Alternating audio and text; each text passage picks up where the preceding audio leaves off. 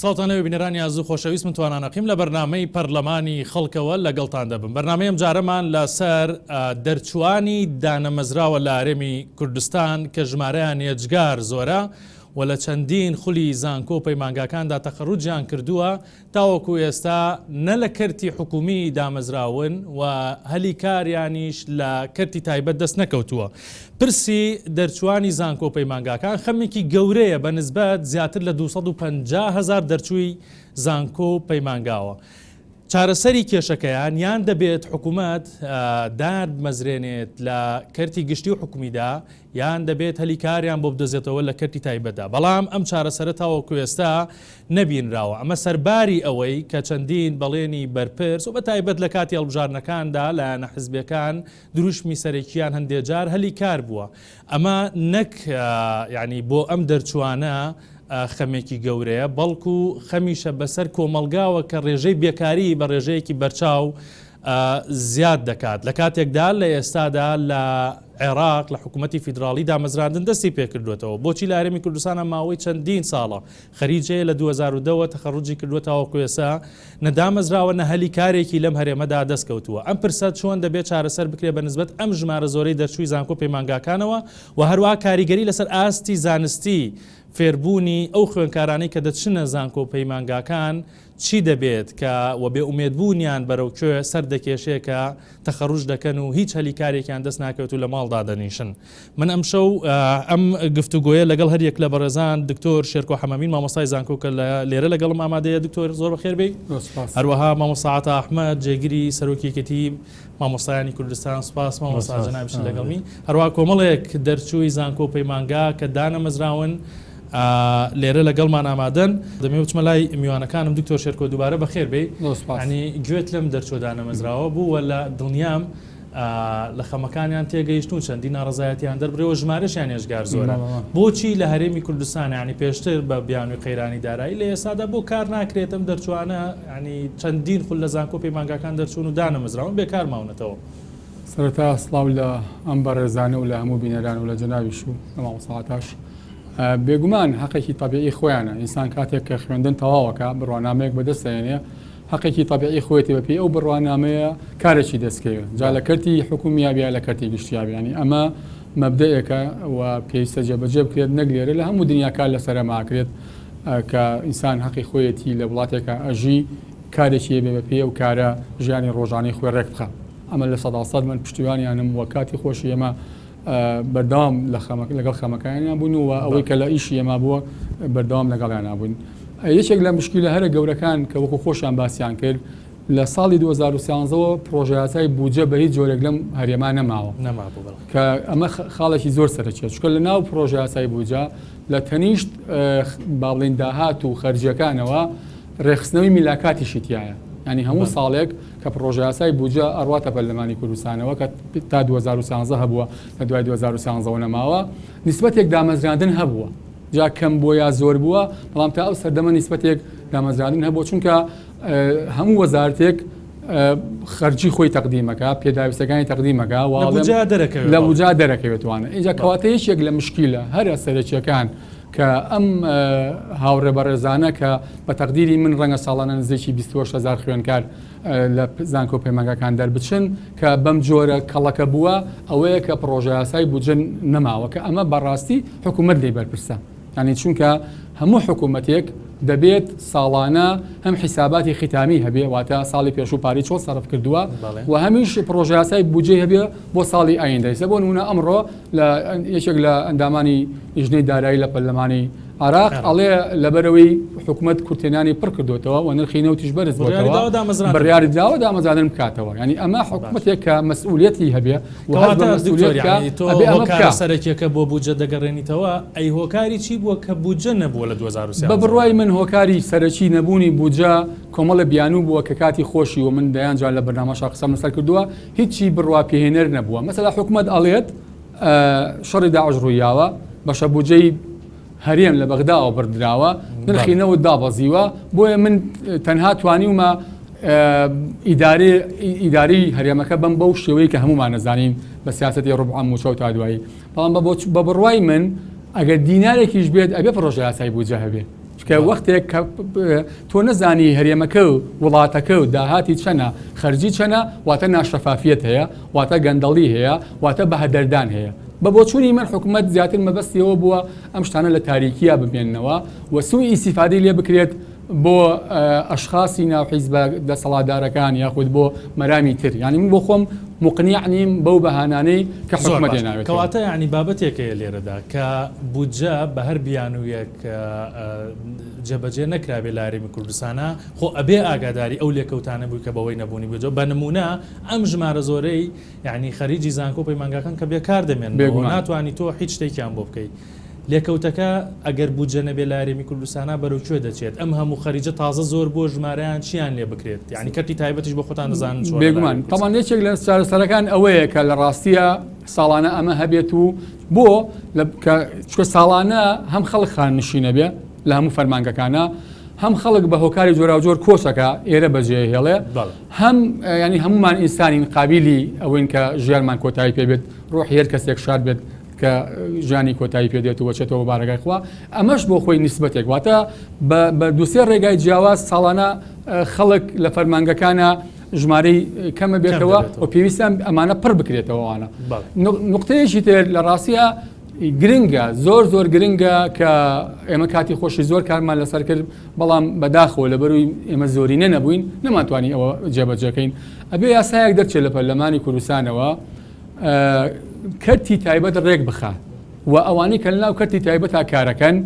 هەمان ماف و ئیمتیازاتی ئەوانیان هەبێت کە لە کەرتی حکومیا کارەکەن هەم ماگانە بڕێک پارە وەکو بدەن بە سندوقی تەقاعودی هەم کە تەمەنیان بوو بە 63 ساڵ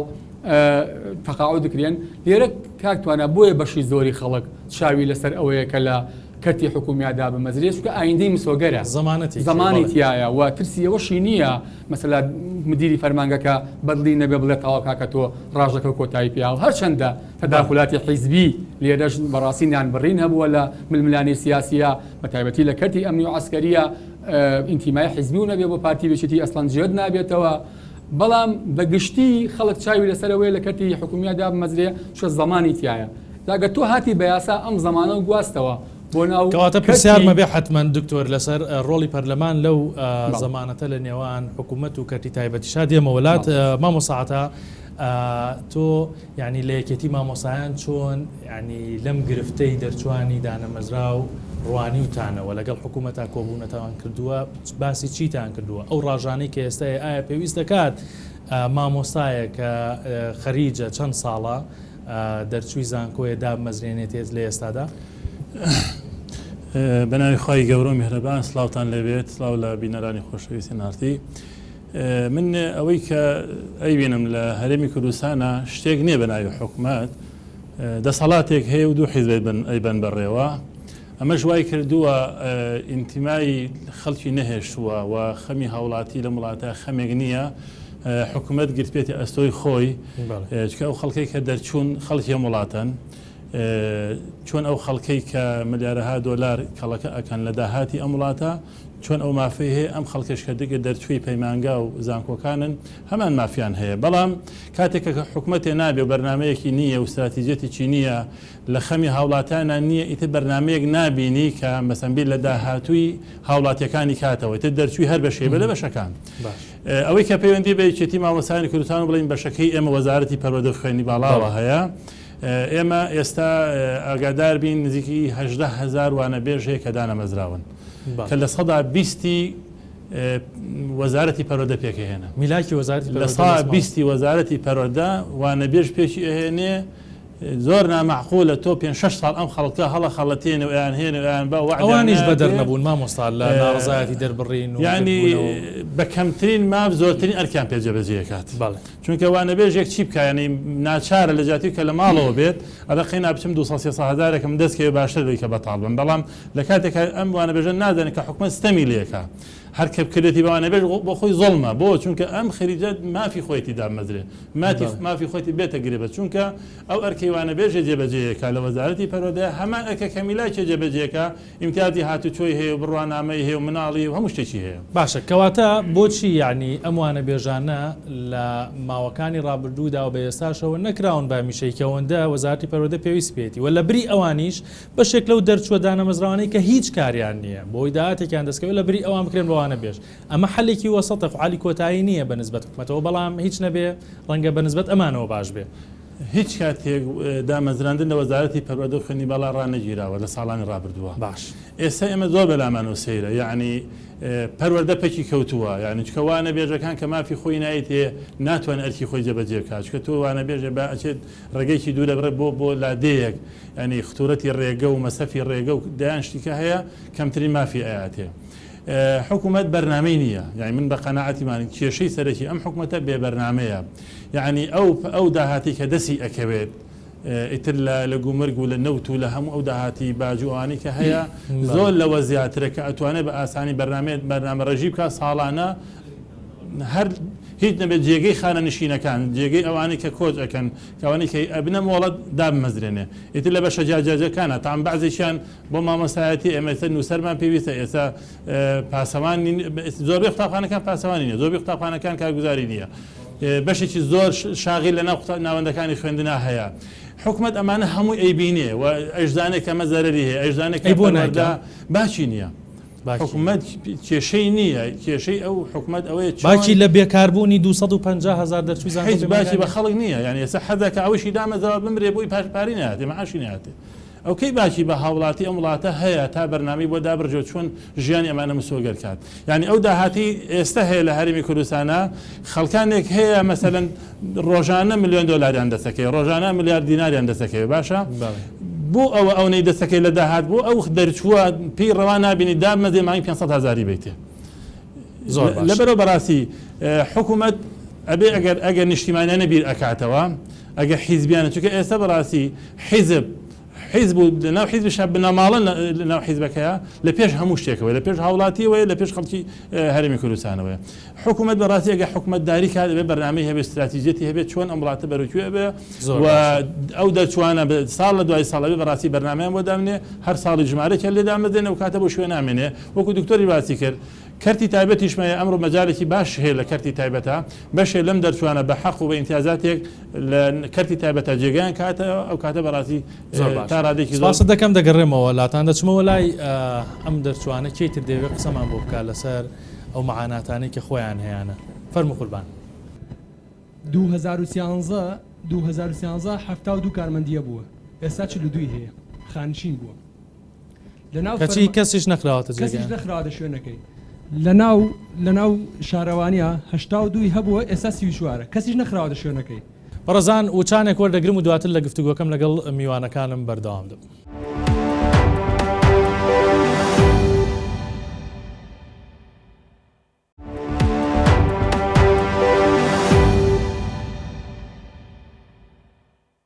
بەڵە بەڕزان لەگەڵتان بەردەوام دەبم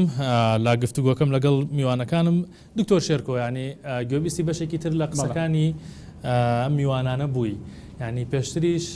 باسی پەرلەمانت کردم دواتر قسەی لەسەرەکەین ئەمان یاداشتیان داوە بە پەرلەمانیش لە خولەکانی پێشوش و لە ئێستاشدا پەرلەمان ناتوانێت ینی کۆبوونەوەی تەرخانکە بە ئەم پرسەکە ژمارەیەکی زۆر گەنجی پێوە گیرۆ دێتەوە پێسا و ئەوە تا بەشێکیان ئەڵێن ئومێدمان نەماوە هەردا بمەزرێن دامەزرانم بکرێتەوە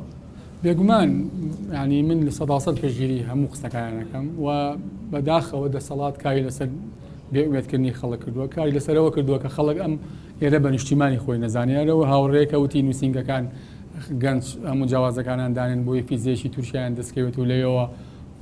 بپەڕنەوە بڕۆن ئەمە دلیلەوەیە کە ئەم دەسەڵاتە نیشتیمانی لە بەرچاوی خەڵک خستووە کە لە ڕاستیا هیچ دەسەڵاتێکی مەسئول ئەمە ناکە ئەوە ئەم دەسەڵاتێکی زۆر نامەسئولە و دەسەڵاتێکی توانم بڵم جەردەییە کە بەو شێوەی ماوەڵ لەگەڵ خەڵک و لەگەڵ گەنج و لەگەڵ سەرمایی نیشتیمانی خۆیانکە بێگومان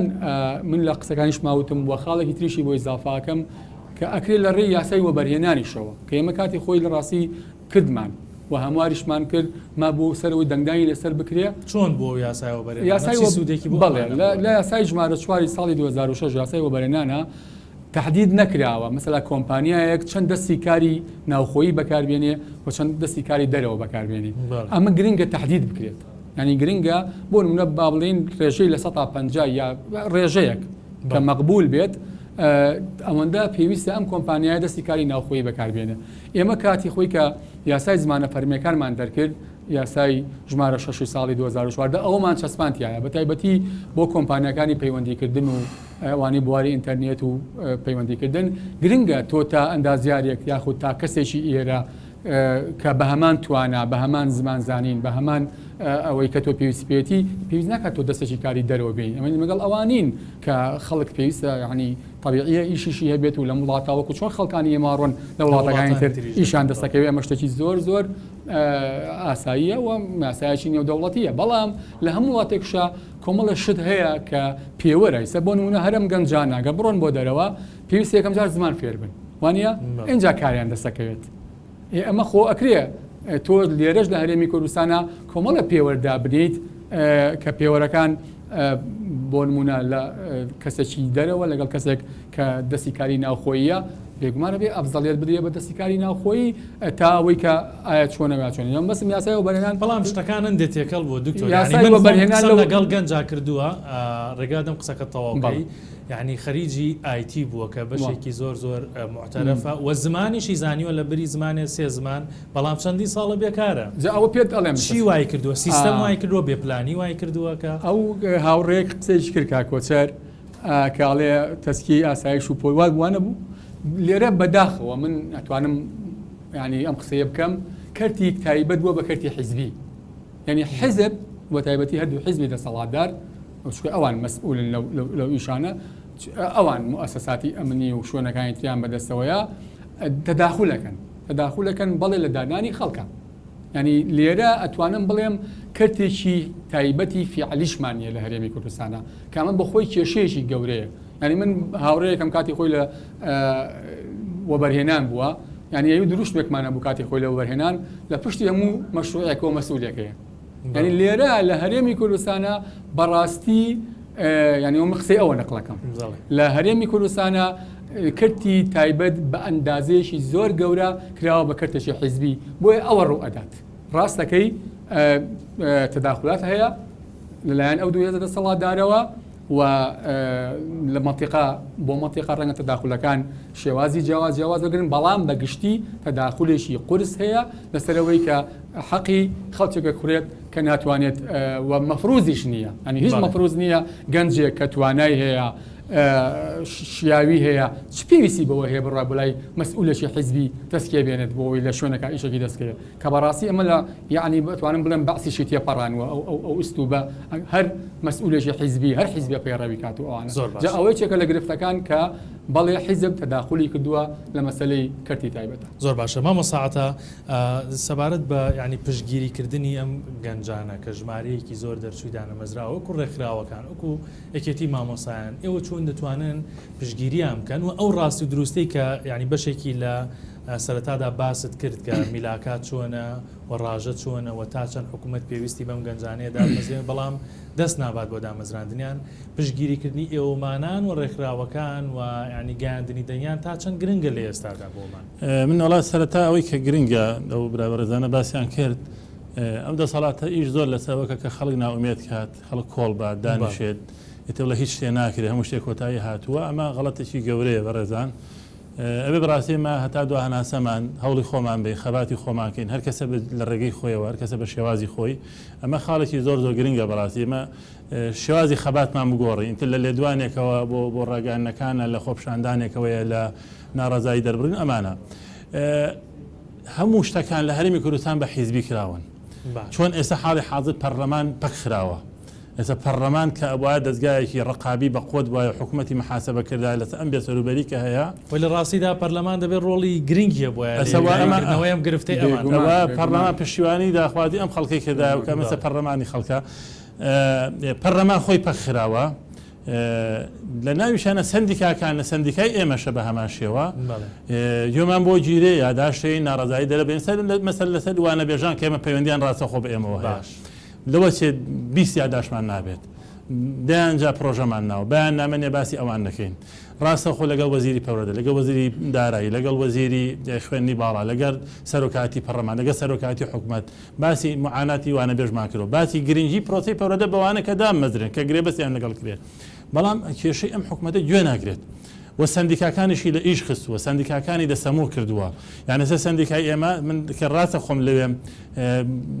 دەستکراوە نیت تۆ بە دڵی خۆت بێی خۆپشاندانە بکەیت هەڵوێستی وەربگیت ناوەندەکانی خوێندنە مولادەی با ڕۆژێ بای کۆت بێ مەسەڵەن دەستکراوەنی چونکە حیزب تەدەخلی لە هەموو شتەکانە کردووە ئەوەی کە ماوەتەوە بۆ ئێمەمانەوەکو شەخص ئەو نێوەکو شەخص مەسەنجاتە هەڵوێسمان هێو ناڕزای دەرەبڕین کەمتر سندیکە هەڵەسێ بەما بەشی خۆی ناڵم هیچی نەکردووە بۆ یعنی ڕاستە یەکێتی ماوەسانێکێکە لەو سندیکانی کە بەستم بوو یعنی سندیکا بە نمونە سندیکاکەی جەنابتان یعنی بە دۆکۆمێن بیخاتە ڕوو کە حکوومەتی هەرێمی کوردستان بە نمونەی عیلاقەی ئەوە بە وەزارەتی پەروەردەیە وەزارەتی پەروەردە پێویستی بەوەندە میلاکەیە ئیتر بۆچی داینامەزرێنی لە هەرێمی کوردستانە ئەوەی ئێمە کردومانە کاکتوانە بێجگە بەیاننامە و یاداشت و پرۆژە ئێمە دەرەوەمان تێگەیانوە چونکە یەکێتی مامۆسان ئەندامە لە ڕێخەوی مامۆسانی جیهانی ئای جیهانی ئیدوکیشن ئینتەرناشنال لێوە بە ڤیددیۆ بە هەموو شێ معاناتی قوتابخانە و پرۆسی پەرۆدەکە لێرە چەند وێران بووە لێوە ئەمە ناڕزایی ئەوان مانگەیاندۆ بە سەرۆکاتی حکوومەت ئەم شتانە کێشە ئەوەیە حکوومەتی ئێمە هیچ نابیسێت ئەوەی کە لە پشتەوە قەرارە حیزبە حیزب حکوومەت بەڕێوە بات یعنی حیزبە تەحەکومەکە بە وەزارەتەکانەوە بە مدیر عامەکانەوە لەگەڵ ڕێزما بۆ هەندێکیان کە دڵسۆزن ئەمە وای کردو بەڕاستی گوێ لە خەڵی ناگیرێت گوێ لە خەڵکی دڵسۆز ناگیرێ باس ینی کەس گوێ بۆ ناگە مەترسی لەسەر ئەم وڵاتە هەیە لەسەر مەترسی لەسەر پرۆسی پەرۆدەی لەسەر ئینتیمای گەنج هەیە لەسەر ئینتیمای ئەو هەموو خەڵکە هەیە دەرچووە ئەچێتە سەری خۆی هەڵەگێ بۆ وڵاتان ینی خەڵکی ئێمە خەڵکێکی بەتوانە و زیرەک و لێ هاتوون بەڵام ئەم حکوومەتە وای کردووە کەس بی لە ئینتیما بۆ نیشتیمان نکاتەوە خەمخۆری دڵسۆزی نەبێ بۆ نیشتیمان باش قساکەین و لەسەر سەرنجامی ئەو ینی گوێنەدانی حکوومەت بە تایبەت چینی گەنجان دەگەڕێمەوە لای ئێوە کەی ترێوێ قسەمان بۆ بکە کارتوانە دەستخۆشی لە جەناب دەکەین بۆ دەستیەوە خۆش بێ جەنابەت لەکەیەوە خەریجی لەکەیەوە دەرچووی وەڵای من دەرچووی 2007 بەشی کارگەڕی پەیمانگای تەکنیکی سلێمانی باش بەڕاستی من لێرە نامەوێ هیچ کەس زەمی حکوومەتکەین چونکە حکوومەت هەموو کەس بۆ تێیگەی و ینی بۆ یەکلابێتەوە کە حکوومەتە حکوومەتێکی شکست خواردووە بەڵام ئەسەفی گران ئەوەیە ئێستا خوێندن هەر بەردەوامە وەزارەتی پلاندانان ئێستا وەزارەتی پلاندانانمان هەیە نازانم وەزارەتی پلاندانان ئیشی چییە ینی کاری ئەم هەموو دەرچوو هەیە وازانێ هیچ ئیشێک نییە هیچ کار و کاسبێک نییە کاک بەرهەم تۆ چی قسەیەکتەیە لەسەر قسەکانی هاوڕەکانت لەسەر قسەکانی میوانەکانم و بە شێوەیەکی گشتی ناڕزایەتەکانی ئەوە بەکوێ گەیشتووە بۆ وەڵامتان نەدراوەتەوە زیاتر بەس زەکاتی هەڵبژاردنەکانە گەنجیان لەبیرە ئەوەی کە وتیانە تەنها بە قسە بووە کەس بەڵێن چارەسەر بکەم کێشان و گرفتان هیچ بەڵێنێکان نەداوە لەبەرەوەی حکومەت نییە حکومەت کێ حکومەت سەرکردایەتی حزب بڕیاری لێدا پەرلەمان کێ پەرلەمان سەرکردایەتی حزب بڕیار ئەدا ئەگەر حزبەکان بڕیار نەدەن پەرلەمان ناتوانێت پەرلەمان ئیفلیس کراوە باشە یاداشتان دابوو بە پەرلەمان یاداشمان بەڵێ داوە بە پەرلەمان بەڵام پەرلەمانی چی یعنی هەندی ئەندام پەرلەمان مزایداکەن یعنی مزایدە بەسەر گەنجە ئەەکەن یعنی بۆ مزایدەی خۆیان بەزێمیان لەبیرە ئێمەمانێ ئەو پەیامە بگەێنین کە حکوومەت ئەو پلانی جێبەجێ نەبووە لەسەر هەنێک گەنج کە ئەوێ بێ ئومێدیانکە ئێمە لە هەوڵ خۆمان بەردەوامە بین هەر چێنە بتوانین فەرموو بەس بە کورتی تکایە من یەک پرسیار لەوە کەم ڕێزی کێ گیراوە لە وڵاتە تا ڕێزی کرێکارە بگیرێ مامۆستایەک بەو تەمەنەوە لە پایتەختی ئەم هەرێما شەقی تێ هەڵبدرێ ئەبێ تۆ چی جاوەڕی ئەوەی کە ڕێز کرێکارێکە بگیرێ بۆیە بەڕاستی حەزم کیزافەیە بەخسێ و برادرە بکەم ئەڵێ وەزارەتی پلاندانان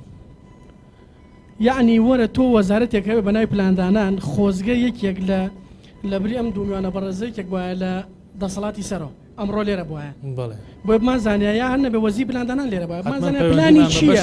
بۆ ئەم وڵاتە بۆ ئەم هەرێمە ئێمە یەگرفتمان هەیە لە وڵاتە هەموو جارێ باسیەوەکەی ئەڵێن کەسی شیاو لە شوێنی شیاو نییە من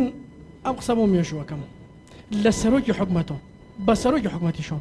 حتاوەکو نزیمترین ئاست بە سەرۆکی حکومەت ئەوش لە ژێوە ئاستانەکە تایەتی لەتیف جوان خەیاتی هەم ڕزای بەخێر بێ سەر چاوم من دەرچێکیەمەندام ئەو خۆتانبینی مەبشەوە بەڵێ فەرمو ئەگەرەتوانی بێتە پێشەوە من ئەمە بەس لە پێش فەرمون لە پێش مەبشەوە خوێندم تەواو کردووە مەبشە ناسێ مایکەکەی بۆ بگری سپاس دەکەم نزیکەوە من زانکۆ سلێمانی بوو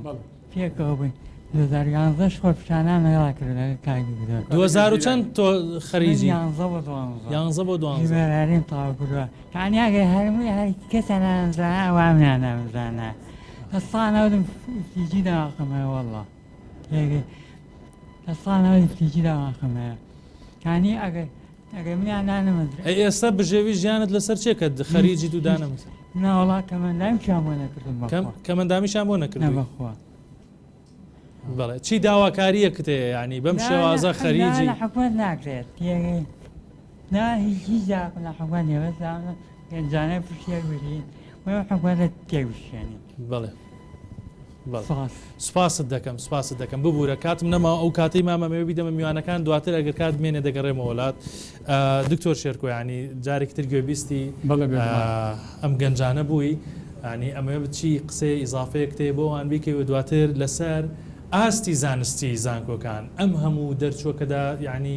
خەریجە بن و دەرەچن لە زانکۆ پێمانگا دانامەزرێنێت چی کاریگەری لەسەر ئاستی زانستی بێ ئەمەلبوونیان لە خوێندن هەندێجار ئاستی زانستی دابەزێنێ من بەڕاستی نامۆنیم لە بەشێکی زۆر لە خۆپشاندانەکان لەگەڵیان نابووم ینی بڕابکە لەم سلێمانیەوە گەڕاومەتەوە بۆ هەولێر لە بەردە منجومەری وەزیران یا لە شوێنی تر لە خۆپشاندانیان کردووە بەشداریم کردو لەگەڵیانە و پێشمە لە